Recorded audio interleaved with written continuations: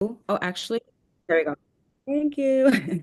Welcome to part three of our Tree Talk webinar series on how to help cities deal with issues such as extreme heat, flooding, and air pollution using trees and other methods as well.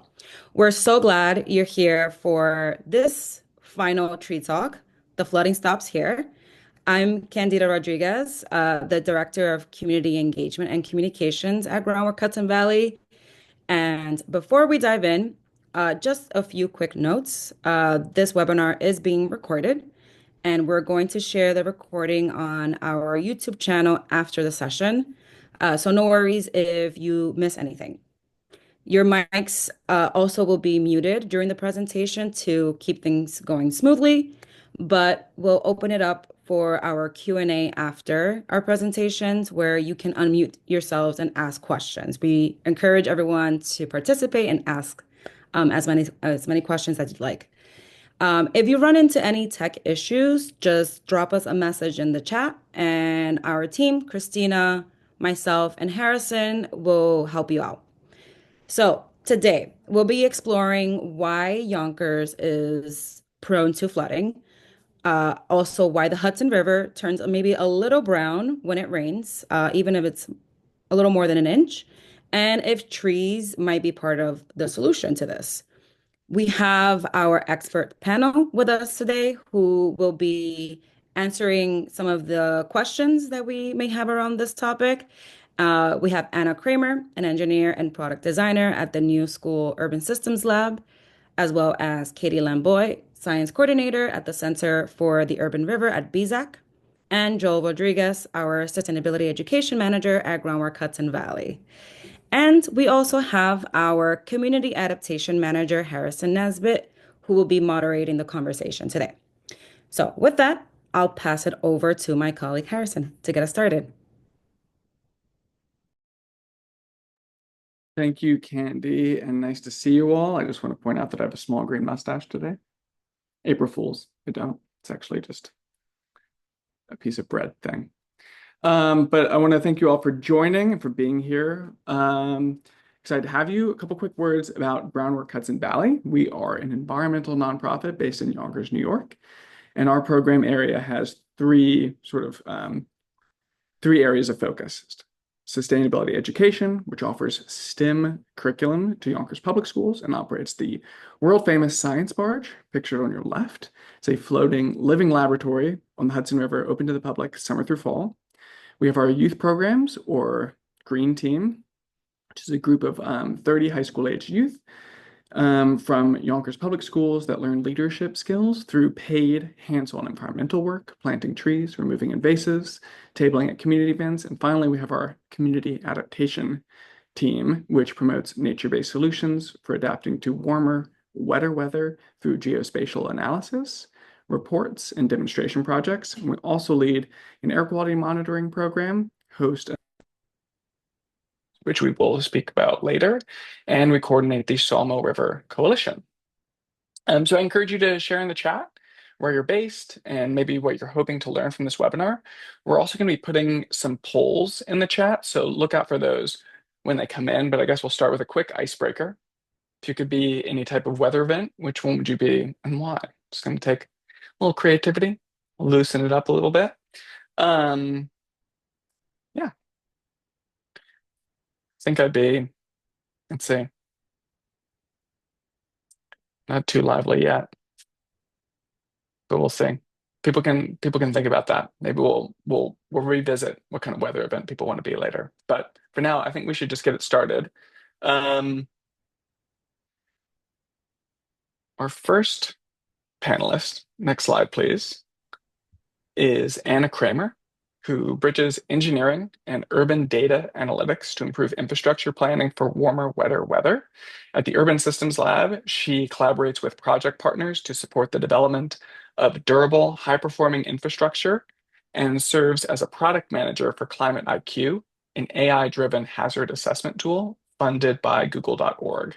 And in 2021, she founded Urban Sea, It's a boutique consulting firm specializing in sustainability planning and the design and implementation of long-lasting infrastructure. Anna has 10 years of experience in the field and holds a Master's of Science from NYU's Tandon's Center for Urban Science and Progress and a Bachelor of Engineering in Civil Engineering, pardon me, from Cooper Union. So we're really excited to have you on, Anna, and floor is yours. Thanks so much, Harrison, and thank you all for joining today. I'm going to go ahead and share my screen.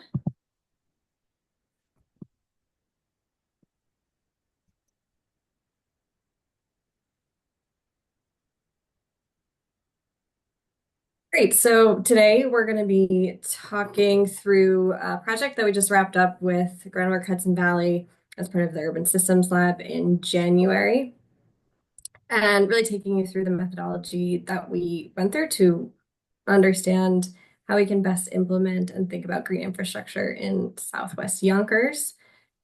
So I think my co-panelist just after this will be discussing more of how we understand the problem of flooding in Yonkers. So I won't go too deep into that specifically. But our problem statement for this effort was to look at these three neighborhoods in Southwest Yonkers, Radford, Nodine Hill, and Getty Square, and think about how different flooding events and how this urban flooding problem in Southwest Yonkers with combined sewer overflow, street flooding, and increased rainfall due to climate change, and how we can address some of those flooding concerns. And so when we think about urban flooding, there is a lot of ways to approach it, right? You can sort of just go in and quickly solve it and mitigate the problem. But really what we did here with this process and with this project was to develop a systematic framework so that we're really like holistically looking at the project objectives and desired outcomes for the community of Southwest Yonkers, while simultaneously assessing those technical limitations and understanding all of the information that is available about this community from a data perspective to be able to propose green infrastructure solutions that are impactful and resilient. Okay. So yes, that's right.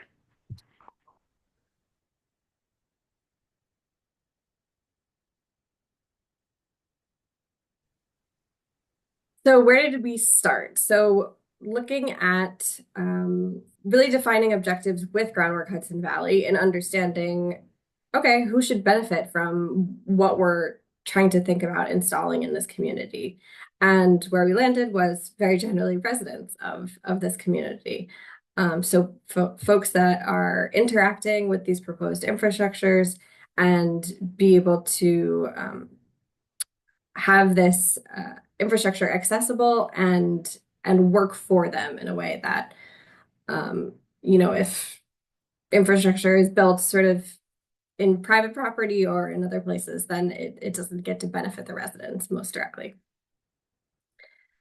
And our second question was then, how can we think about the implementation of this green infrastructure in a way that supports community goals very broadly? And where that led us was a co-production of thinking about green infrastructure for Southwest Yonkers in a way where we're servicing the needs of the community and understanding how well different types of green infrastructure can perform for the desired objectives of this project. And this very boring slide here is a sort of where we started with the development of this methodology in an established list of 14 different types of green infrastructure and their correlation to 22 different types of ecosystem services. And ecosystem services being, broadly speaking, sort of how well an ecosystem can perform a certain benefit for a community. And I'll take you through just one kind of example, especially given that this talk is specifically about how trees can really help us in mitigating flooding. So kind of drilling down into how well trees are able to alleviate and mitigate water quality issues and extreme flooding issues. So we're looking at sort of the correlation between how well these infrastructures perform when it comes to water quality and extreme flooding. And given that Southwest Yonkers, we know that it is in a combined sewer area. And so these are the two types of benefits that we would expect to see from green infrastructure.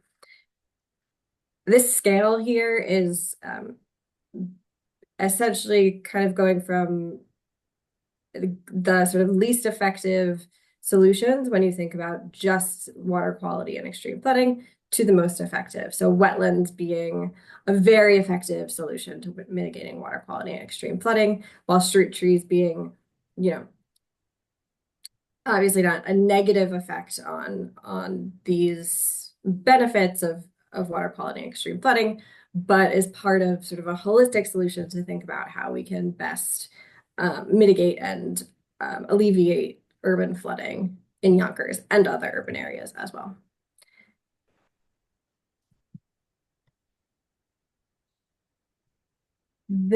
So from our list of 14 green infrastructure practices and 22 ecosystem services, between Urban Systems Lab and Groundwork Hudson Valley, we co-produced this toolkit of green infrastructure practices.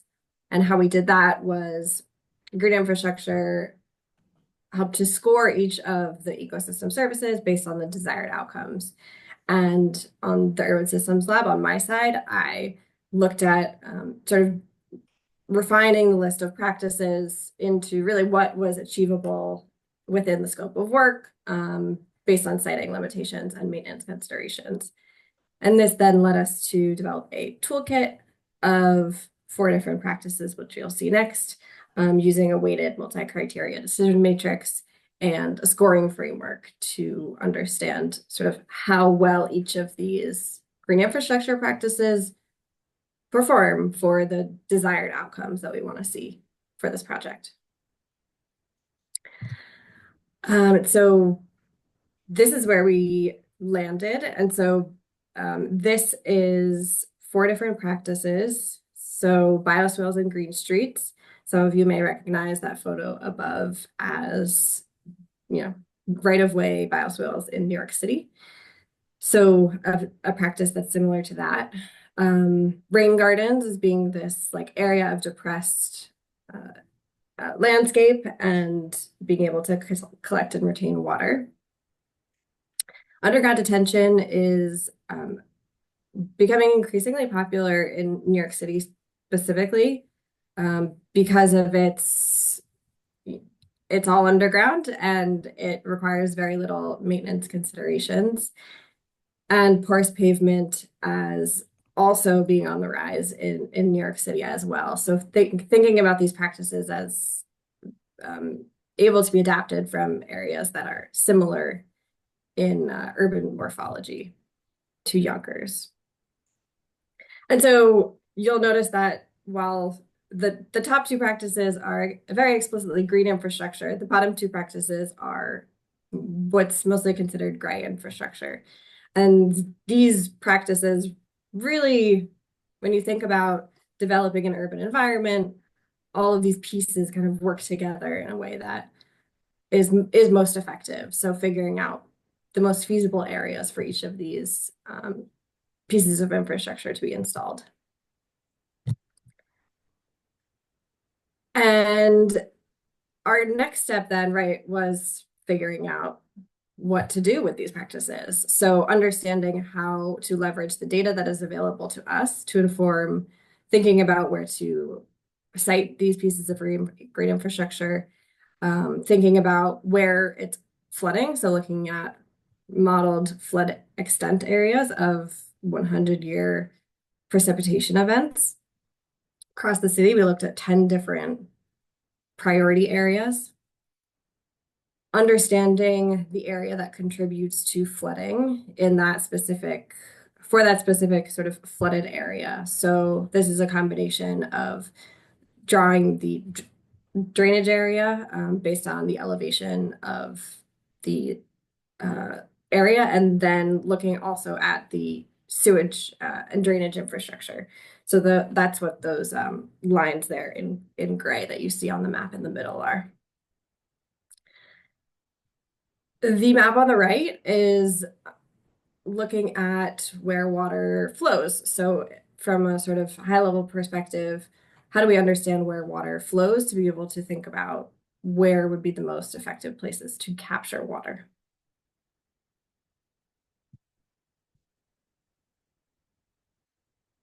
And from, a very high level perspective, thinking about, okay, then where does that leave us with the opportunities that are available within, this watershed? This sewer shed specifically was selected based on it does not have upstream areas that are flowing downstream into it. And we just focus on this area because it presents opportunities in terms of the public right of way.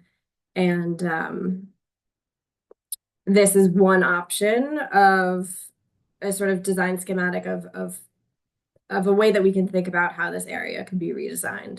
So if you look at the blue lines, dotted lines, thinking about porous pavement on areas that are sort of these cross streets based on where water is flowing. A network of bioswales potentially running along Riverdale Avenue to collect water that is flowing north to south along Riverdale Avenue.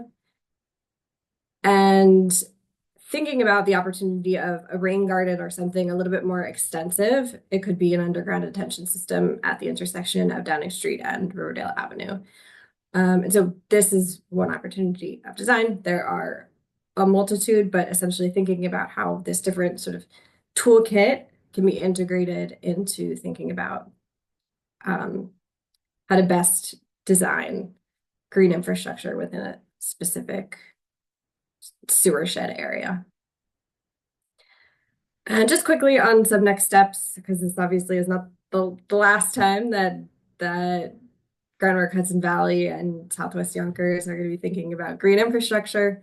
But there are, considerable next steps of thinking about, okay, the maintenance considerations and capacity that the city has and that Groundwork Hudson Valley and others have to support in maintenance.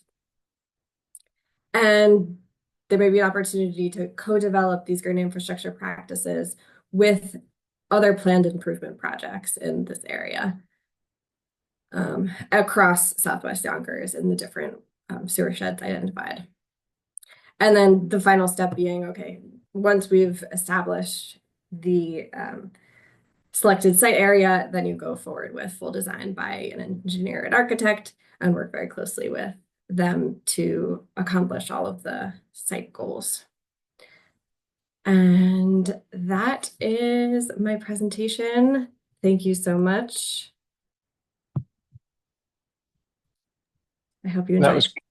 That was awesome. Thank you, Anna. And for those of you who are interested, Anna wrote a full report with us outlining everything that she discussed and much more. There are some other sort of case studies for other areas in Yonkers that we focused on.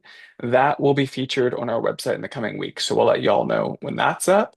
But I think generally, I just love anything that brings up sewer sheds. We should all be thinking about sewer sheds. If we can launch the next presentation. I also want to say, once again, we are so excited to hear from all of you. So please keep track of your questions. Please enter them in the chat where we are, and we'll get to them at the end. But very excited to introduce our next guest, panelist, Katie Lamboy. An environmental educator and science coordinator leading research efforts on the Sawmill and Hudson Rivers at Sarah Lawrence College Center for the Urban River at BZAC, sometimes known as CURB, down in Yonkers. She is dedicated to making urban river learning fun and engaging. She was named an Everyday Hero by Urban Health Plan in 2016, received the Keeping It Real Education Award from the Bronx Council on Environmental Quality in 2018, and was honored with the Outdoor Educator Award by the New York State Outdoor Education Association in 2024. So super happy to have you aboard, Katie, and let it rip. Awesome. Thank you so much. Let's see if I can remember how to share screen. Share. Just let me know if you cannot see.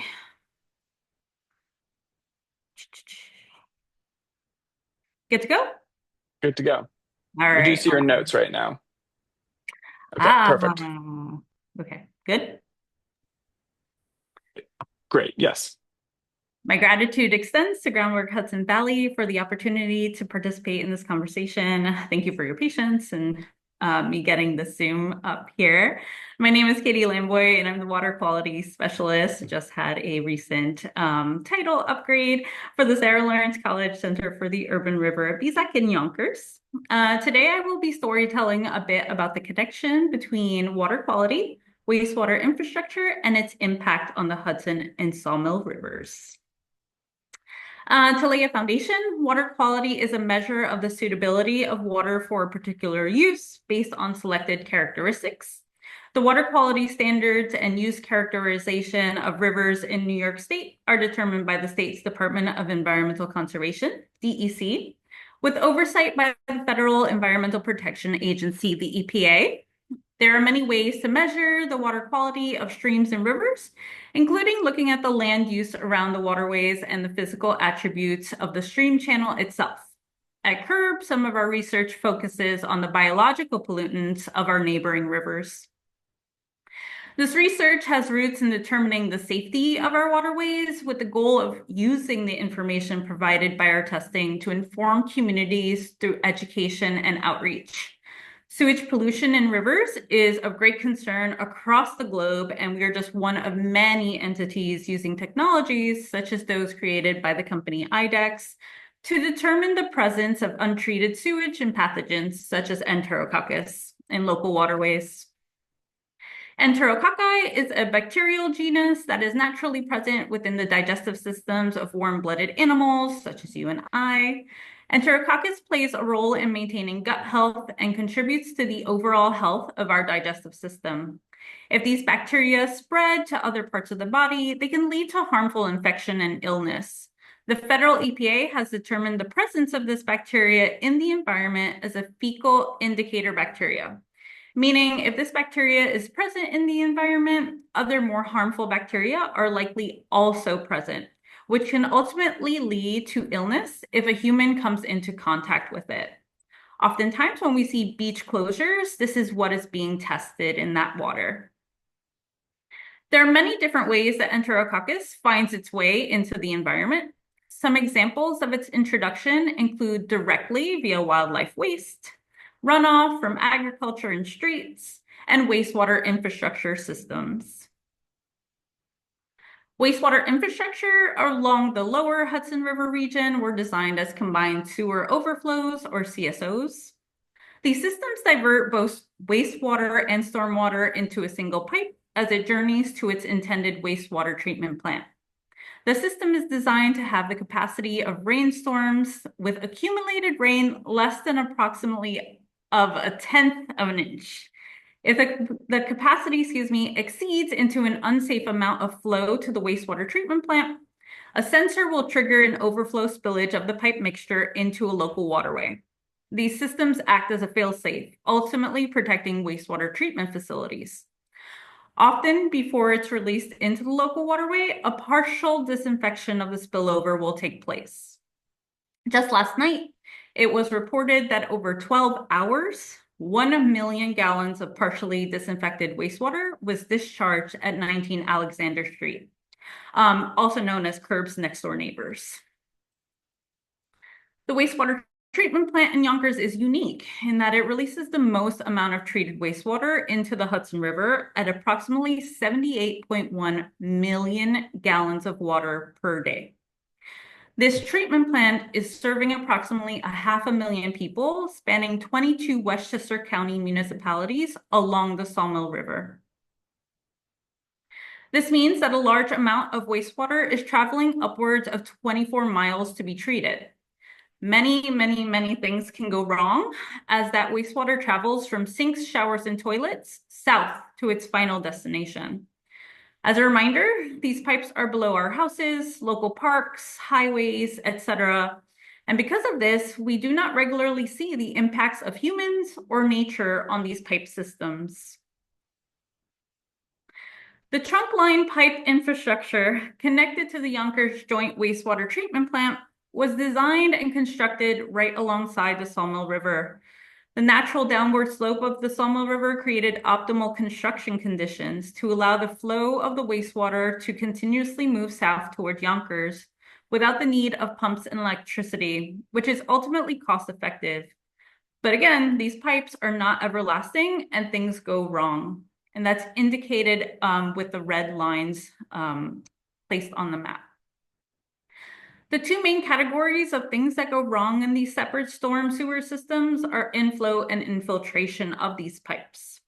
Direct inflow of unintended and unaccounted for additional liquids enter the sewage line, increasing the total flow headed towards the treatment plant, causing its at capacity max to exceed sooner, causing overflow sensors to trigger at a more frequent rate. Infiltration of these systems causes excess liquid to enter through deterioration and damage of the infrastructure, again adding to the system's max capacity and causing pipe content to leach out into the local environment. Mix in something like a rainstorm, and the content of these pipes can go bursting out and into its neighboring Sawmill River. Unlike the Lorax, who speaks for the trees, I have a complex professional relationship with green infrastructure. On the one hand, they provide many benefits that would positively impact the environment. I acknowledge the leaps in technological advances around bioswales and street trees. I know these systems can help divert stormwater in a way that is ultimately beneficial for wastewater infrastructure. But I also know firsthand that communities that are not properly informed nor involved in the construction plan of these structures will be outraged that things like parking are taken away from them, even though this is not always true, that it will be used as a trash can in areas that do not compensate for community waste, that the intentional plants placed within the systems are left to maintain themselves against the environment they're plopped into. And this doesn't mean that I am a professional pessimist about green infrastructure. I have been referred to as a bioswale lady once by a former student in the middle of a Bronx Target while shopping after work hours. I just know that the reality of these systems is that they do have the ability to cause other environmental problems, like fecal bacteria leaching into the Sawmill River due to root ingress. Just to give you some perspective on the importance of this bacterial issue, here are the geometric mean results of our research from 2024, shown as the blue bars spanning the Sawmill River watershed. The Hudson River and the mouth of the Sawmill River are to the left of the graph, and the northernmost portion of the Sawmill River are to the right. The orange line linking all of the bars indicate the 9-year historic geometric mean of the site's bacterial counts. And finally, one of the most important things on this is the red line that indicates the 60 mark of most probable number of bacteria, indicating the safe level for humans to be in contact with Enterococcus in local waterways expressed by the federal EPA. We know through quantitative polymerase chain reaction research that the amounts of human DNA found in our samples correlate similarly to the amount of Enterococcus bacteria that is analyzed within our lab. So in plain terms, we can infer that most of this bacteria is coming from wastewater infrastructure spillage. Ultimately, our research programs at CURB have focused on these impacted Hudson and Sawmill River communities. Informed community members can create healthier and safer environments. Our fecal indicator research is deeply embedded with Yonkers youth and Sawmill River residents as a core foundation of these programs, helping them understand these complex systems and how to interpret the analyzed data can ultimately inspire our communities to use their power to make lasting positive changes. And finally, I have personally been involved in Enterococcus research since 2014. I've seen many success stories and equal amounts of setbacks. Just a few weeks ago, it was reported that there was an oil spill from a generator that made its way into the Sawmill River system. It is easy to let reports such as these cause me to feel discouraged, but it is the tenacity and dedication of the community surrounding these waterways that give me hope. You have the power to make positive change in your local waterways and in this world. There are many programs, educational opportunities, and research projects happening right now. The efforts of organizations are only powerful if the people in our community engage with them. The future of water quality lies in all of our hands. Thank you again for participating, and I look forward to questions later on in the conversation. Wow, thank you, Katie. That was a super comprehensive presentation, so I really appreciated that. The graph was great, and appreciate the complexity that you're bringing to the green infrastructure conversation. We should always be weighing those pros and cons. So thank you, and I hope you all have questions. Forgot to do this in the previous one, but a poll question. Our brilliant Christina is adding them to the chat, but I'm interested to hear from the guests, say whether or not you are familiar with combined sewer overflow events, or if this is kind of the first that you're hearing about that. So you can tinker on that. And in the meantime, I'm going to introduce our final and awesome third panelist, Joel Rodriguez. Joel is a skilled sustainability professional with over 18 years of experience in program development and management, education, and community engagement in the nonprofit sector.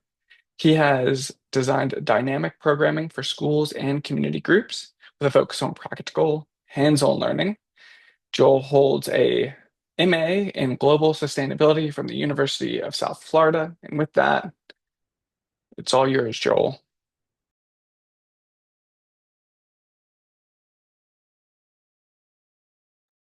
All right, cool. Can you give me a thumbs up if you guys can hear me? Yeah, outstanding. Good. All right, fantastic. So, throw some facts. I mean, you guys got a ton of facts from Anna and Katie, and I just want to say thank you so much for all of that. That is a lot to digest, and educators sometimes are tasked with the burden of taking that stuff and then trying to like condense it into some bite-sized form. But that information is so useful. And if you guys get a chance to go back over that information later on, you should, because it will help make things very clear. But just some points that I put down here. Average rainfall for Westchester is about 47 inches annually. Average rainfall for Yonkers is about 46 annually. That means that you probably have, if we were to divide that into 12, you're getting about 3 inches of rainfall, in any given month. Obviously, as there's less in the winter, it gets a little bit drier during that time. But highest concentrations are in July, and then the lowest concentrations are probably in September. Yonkers wastewater treatment plant can handle up to 120 million gallons per day. I know that Katie did mention the 78 million gallons per day as well. I think that's just for Yonkers. I think the 120 million actually refers to the 500,000 people that it serves in Westchester County, which is roughly 50% of the county, right? During a rain event, it can handle up to 200 million gallons per day. Sounds like a lot, right? It sounds like this thing is pretty much unbeatable, right? But if you look at roughly how many acres Yonkers actually is, it's about 11,500 acres. If 1 inch of rain fell in an hour over 1 acre, that would be 27,000 gallons. And if it fell 1 inch over the entirety of Yonkers, that's 272 million gallons. And that's not people flushing their toilet. That's just rain, right? So if you take that amount, that 272, and you add it to people flushing their toilets, does the Yonkers wastewater treatment plant have the ability to effectively sanitize all of that water? The answer is no, right? So what can we do about it? Well, we could blame the wastewater treatment plant because how come they aren't larger? But I don't think that's useful, right? I think the more useful thing for us to do is figure out what can we do on our end in our spaces to prevent some of this. So green infrastructure, right? Green infrastructure, as everybody's kind of been talking about, serves several purposes. It does stormwater mitigation. It helps with flooding, right? It also provides other important services like wildlife habitat, right? It helps to reduce the heat island effect by reducing the amount of heat absorbing surfaces, right? It improves your air and your water quality, right? And it provides health benefits for people, right? Obviously, green infrastructure is there to help us with reducing the volume of water as it's entering sewers. And that ultimately reduces the volume that's going to a wastewater treatment plant, right? So if we can cut down the amount of water that's haphazardly going to the wastewater treatment plant that we could potentially capture before it goes into a storm drain, then we're helping the wastewater treatment plant be more efficient, but we're also getting all of these other benefits. Now, trees have a really significant part in a green infrastructure as well, right? Tree canopies are kind of like, I would call them like inverted bioretention areas, right? Their canopies reach up to the sky and actually capture the rain before it hits the ground. So it doesn't have a chance to turn into stormwater runoff, which then can turn into polluted runoff that goes into nearby bodies of water, right? So that canopy, those leaves, those branches, even the trunk can capture water as it's coming through.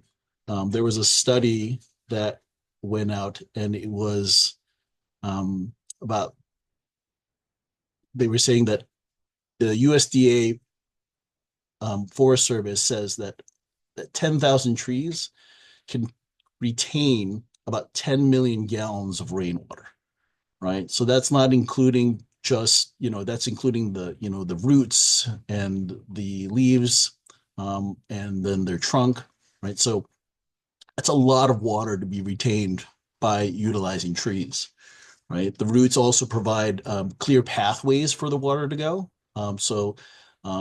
Sometimes if the soil is compacted, right, the water will just sit on the top. If you've ever had like a really dried out pot on your step, right, and you pour water on top of it, it just kind of sits there, right? It doesn't really permeate back in. But if you had a plant growing in there, the roots literally guide the water down into the soil, right? Your tree biome, right? If you look at the picture here, it's got mosses and leaves and all other fungi that are in there that are not only providing habitat, but they're also preventing erosion. So as the water, as it's passing through the leaves, it's passing through the branches, the speed of the water actually slows down. By the time it gets to the forest floor and hits this biome at the base of the tree, the water is now very, very slow. It has a lot of time to be absorbed, utilized by those organisms. And any leftover water that will leave that area will also end up being filtered. So now you have water that is cleaner than what it would have been had it just been, wide open space. So what did we do? We actually created a program called Connecting the Drops through a grant with the EPA. It is an 8-series session program where we teach students in high schools how to create their own piece of green infrastructure on their property, on their school property. And it's very intensive. The students get into heated debate because the first 3 days of what they're doing is really just downloading content, understanding the concepts, what's permeable, what's impermeable, what are different types of green infrastructure that we can possibly use, talking about how does water flow, what's a watershed. Once they're done with that, the students then will go out and they'll actually survey their campus. So they'll walk around with myself and Zoe Kamhai, who is a sustainability education associate, and we will walk around the campus to look at places where students have noticed that there's been flooding. And then we will make mental notes of them. We'll assign them a number, and then we'll head back into the classroom. The students will come and they'll vote on which of those areas do they think is the greatest need in order to deal with stormwater mitigation in that particular area and flooding, right? Once that's done, students get together into smaller groups. They start building their plans, their site plans, everything from what materials they're going to use, how big it's going to be. You know, the one that you see here at Lincoln High School, there is a bioretention bed. If you look at picture number 2, right, they're still digging it out. And then in 3, you can see that the lining has kind of been put in there for this bioretention bed. It's an 8-foot by 3-foot by 2.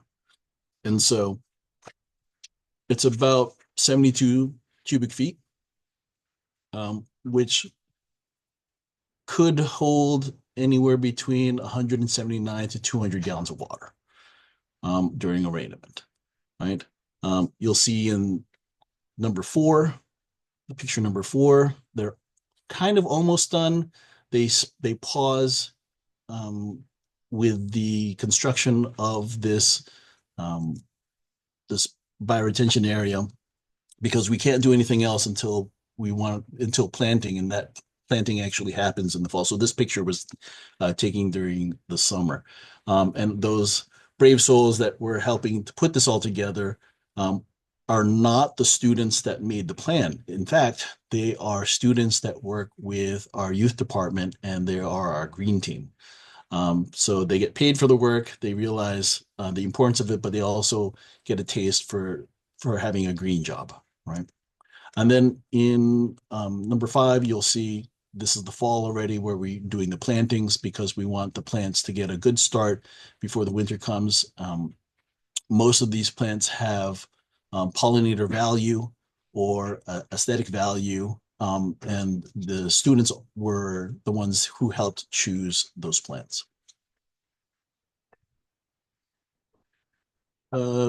We've done a total of 6 projects. We'll be doing a total of 6 projects. We've just finished up our 6th program at the Obama School. And this particular project that we have here on Riverside is pretty interesting. If you look at one, you get a kind of a in-depth look at how bioretention area is created. You've got number 2, where there are 2 actual bioretention areas. They're 10 by 2. I'm sorry, they're 10 by 3 and then 2 feet deep. So they're roughly about altogether 120 cubic feet. And so they're probably they can tackle about again, close to each, probably 180 gallons each, right? So each of these has underneath that mulch layer is like a lasagna network of layers that allow for greater absorbing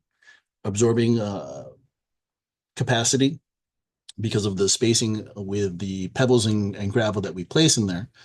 But what's really important is that all of the things that we do on the school site were created by the students. And when the students come up with their plan, not only do they come up with a plan, they come up with maintenance.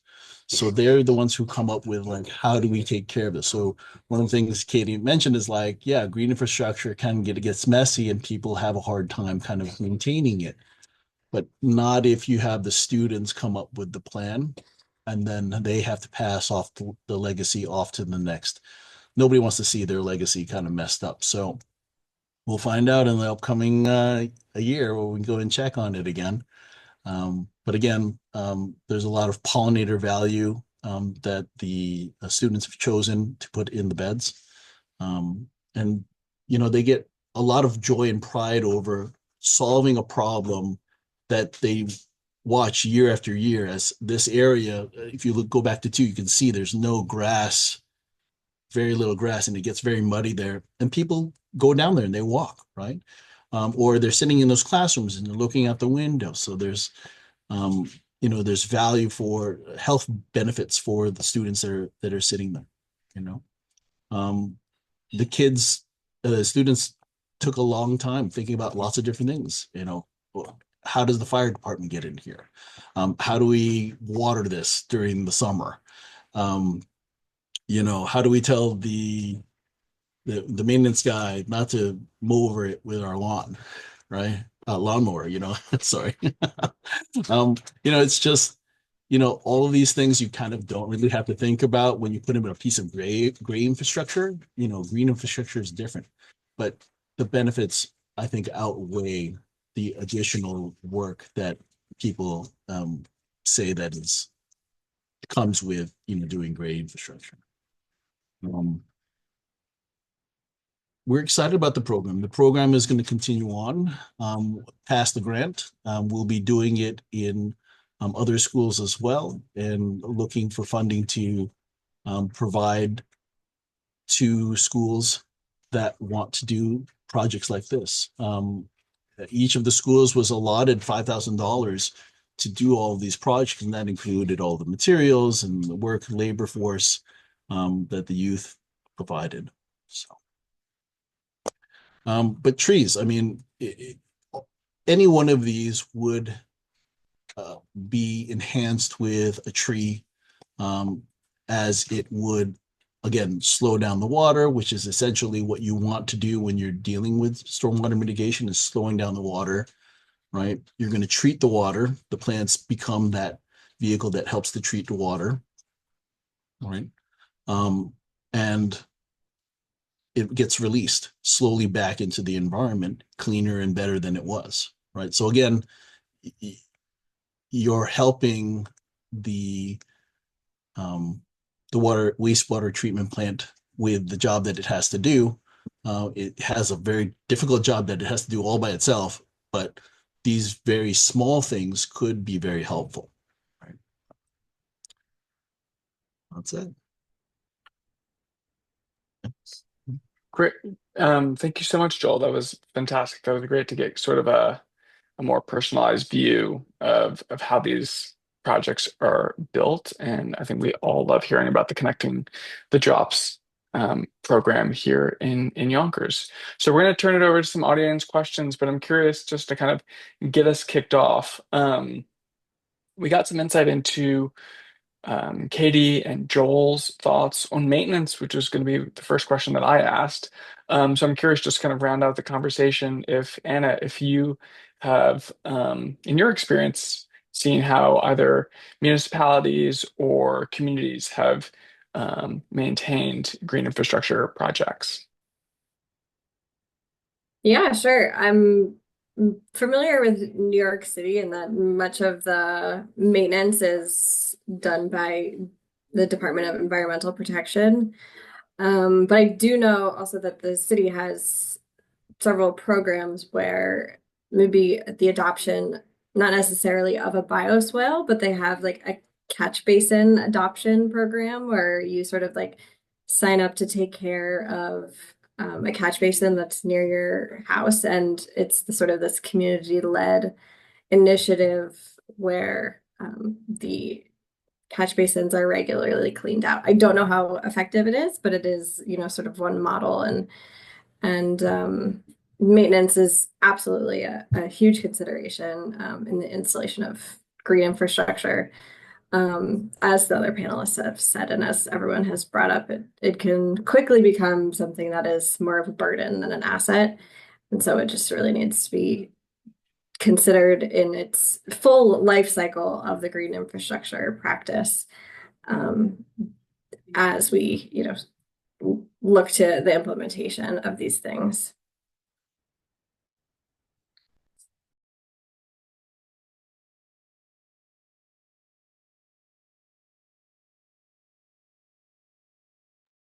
Harrison, you're on mute.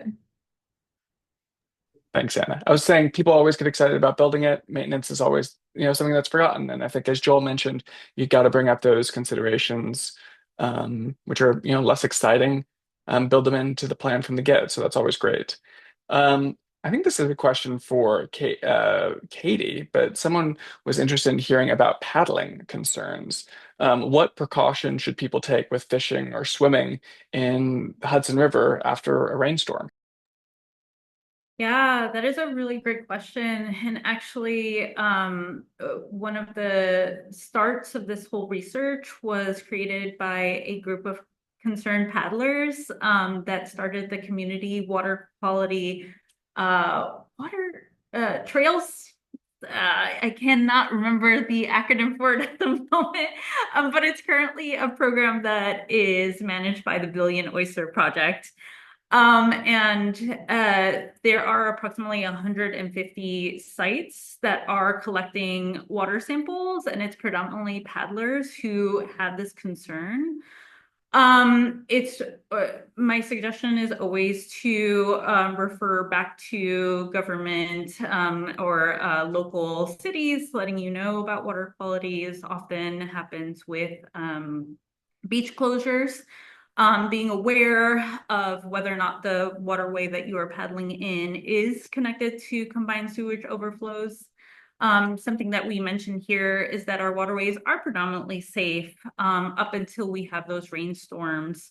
Combined sewage overflows can have impacts on our river up to approximately 24 hours.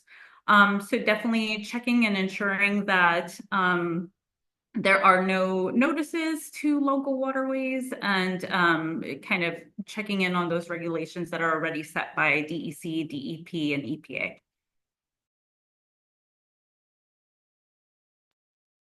Yeah, that's great. Thank you for that, Katie. And I guess as well, you had mentioned that last night there was a CSO event. How can people stay informed about that? Are there email updates or text updates that people can get on if they're interested? Absolutely, both. New York State DEC has the Sewage Pollution Right to Know Act. I'd be happy to share that link if people are interested in it. But you are able to select your waterway and also whether or not you want email or text. And anytime there is a sewage pollution that happens within the waterway you select, they will actually inform you about how much of the waste and if it was partially treated and et cetera. It's a really great system. I highly encourage everybody to sign up for it. I'll add a link. Super. Someone else asked in the chat, and this may be a Katie, but feel free to jump in, Joel and Anna, who maintains wastewater treatment pipes? If we're thinking about inflow and infiltration, those externalities aren't always included. So how does that work? Let's focus on Westchester County, I guess. Yeah, that is a really good question, and I could start it, and Joel and Anna, if you have more to add. It's my understanding that there are a couple of entities on the municipal and county levels that have partial responsibility to those both separate storm sewers and the combined sewers. But if Joel and Anna, you have more, please add.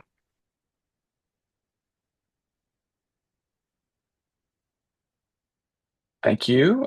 We have one long question that I'm not sure if we'll get to from Jerry. So thank you for the question, Jerry. But Jerry asks, will a planned development of a movie complex and school on the former Rising Sun property on Valentine Lane and Hawthorne Avenue, love the specificity, have an environmental impact for the Ludlow Park area? Can any of our panelists speak to that? Jerry, I don't think we can, but I would assume that there is an environmental impact statement. And if that's the case, it will be publicly available. But feel free to write to us directly if you have any other questions about that. We are coming close on time. Thank you. Oh.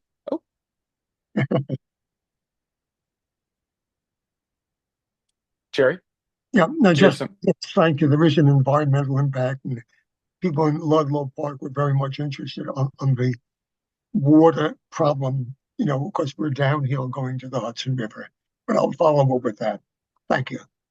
Yeah, no, thank you for the question. And again, I think our report that we're going to release might be of interest to you. So we have a couple more minutes for questions, but in the meantime, I'm going to do a little call to action, if we can pull that up.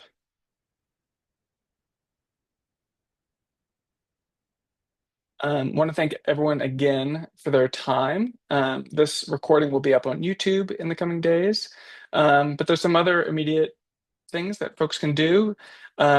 Join our air quality or tree canopy expansion working group if you're interested in learning more and participating in planting trees or determining policy solutions to tackle these issues.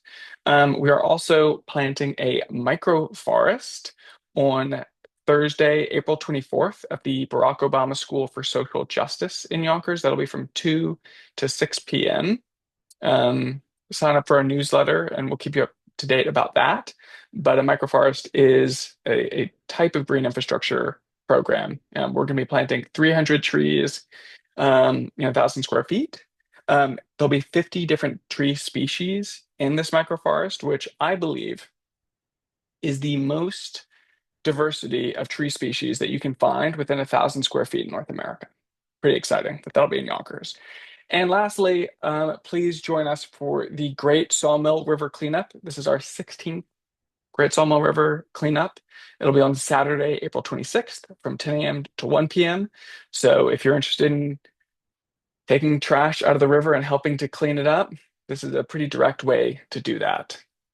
So thank you all again. We're at time. If you have any other questions, please email us, reach out, and we thank you again for your participation. And thank you again to our great panelists. Fantastic presentations that really were quite varied. So I hope you all are walking away with some new information. So thank you all.